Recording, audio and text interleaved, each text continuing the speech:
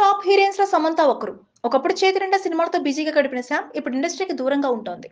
ఖుషి cinema తర్వాత ఆమె పూర్తిగా తన ఆరోగ్యంపై దృష్టి పెట్టింది.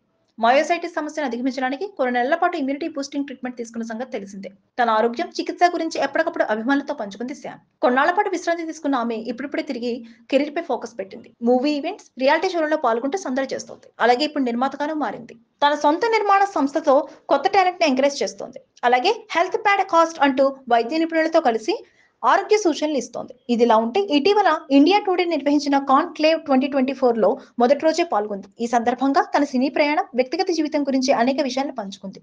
ఈ క్రమంలోనే పుష్ప సినిమాలో చేసిన స్పెషల్ సాంగ్ గురించి షాకింగ్ కామెంట్స్ చేసింది సమంత. ఓ అంటావు మొదటి షాట్ చూసి భయంతో వణికిపోయాను. గ్లామర్ విషయంలో కాదు, కానీ నేను ఈ స్థాయికి రావడానికి ఎన్నో క్లిష్ట పరిస్థితులు ఎదుర్కొన్నాను. ఇప్పటికీ వాటిని అధిగమించడానికి పోరాడుతున్నాను. నాకు తెలియదు సవాళ్ళని ఎలా అధిగమిస్తున్నానో తెలియడం లేదు.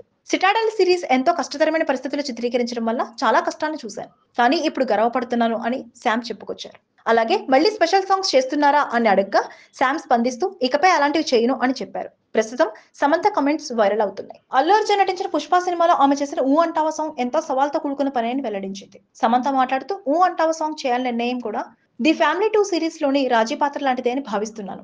ఆ సమయంలో మన చుట్టూ ఎక్కువ మంది ఉండకపోవడం, మనకు అనవసర అభిప్రాయాన్ని చెప్పకపోవడమే మంచిదే అని అనుకుంటున్నాను.